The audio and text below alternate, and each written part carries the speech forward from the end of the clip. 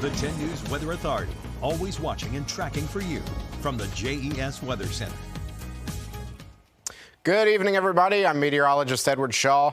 Well, looking at our national radar right now, we are currently watching Francine as it prepares to make landfall. Likely going to make landfall tomorrow evening, but it is already at hurricane status. So there are hurricane warnings in effect for parts of the Gulf areas, especially in marine areas, water such as Intercoastal City and Cameron, Louisiana.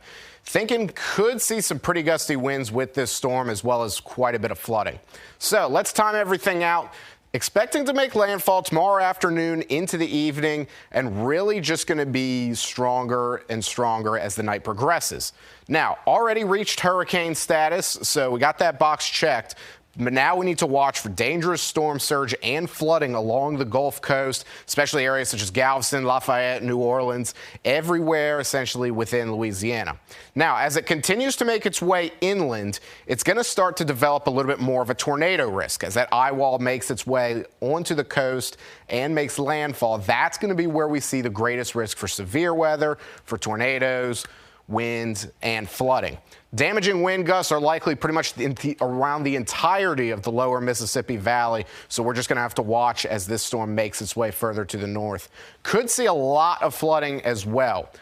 Areas that could see anywhere from 8 to 12 inches of rain along the Gulf Coast, specifically in parts of Louisiana, all the way up along the Mississippi into the Mississippi River Valley and possibly even the Midwest. Now, while Francine's likely to be just remnants by the time it gets to Friday, it will still have a little bit of an impact on the Midwest and could even have a little bit of an indirect impact on us. We could see a little bit more moisture within the area as we get into the weekend, and that's going to come up with this storm, this tropical moisture, this tropical heat. Those are the two things we're going to be watching as it makes its way further into the Midwest.